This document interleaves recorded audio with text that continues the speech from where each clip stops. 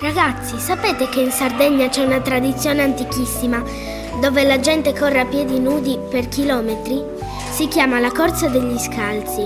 È una cosa incredibile. A piedi nudi? Ma stai scherzando? Deve essere doloroso. Perché lo fanno? Non è uno scherzo, l'ho letta da qualche parte. È una tradizione che si fa ogni anno a Cabras per ricordare un momento importante della loro storia. È legato a una statua sacra, il Santo Salvatore. Sì, esatto. Tanto tempo fa gli abitanti del paese erano in pericolo perché stavano arrivando degli invasori. Per proteggere la statua, gli uomini del villaggio decisero di portarla in un luogo sicuro. Ma per non farsi sentire, corsero a piedi nudi attraverso i campi. Che storia! Quindi correvano per salvare la statua?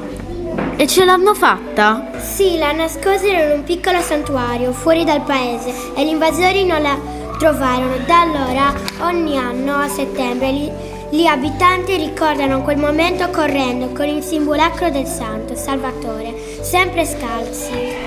Che coraggio! Però, aspetta, non saranno mica tutti uomini a correre?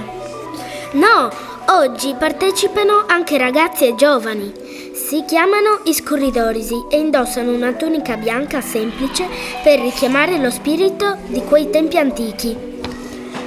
E non è solo una corsa, è anche un momento di festa per tutto il paese. Ci sono preghiere, canti e tanta gente che li incoraggia lungo il percorso. È emozionante. Deve essere un'esperienza incredibile. Ma ci pensate? Correre a piedi nudi sulla terra, sentire il calore del sole e l'energia di tutta la gente intorno. A me piace pensare che non sia solo una corsa, ma anche un modo per ricordare che l'unione fa la forza. E grazie al coraggio di tutti che sono riusciti a salvare la statua. Proprio così, è una lezione importante. Allora vi piacerebbe andare a Cabras un giorno, magari durante la corsa degli scalzi? Assolutamente sì, ma promettete che se ci andiamo proveremo a correre scalzi anche noi. Francesco, preparati! Ti serviranno piedi d'acciaio! Io vi guardo da bordo strada, ma chi lo sa, magari potremo fare un mini allenamento per provare. Alla prossima puntata, ragazzi, dove scopriremo qualche curiosità in più sulla Sardegna.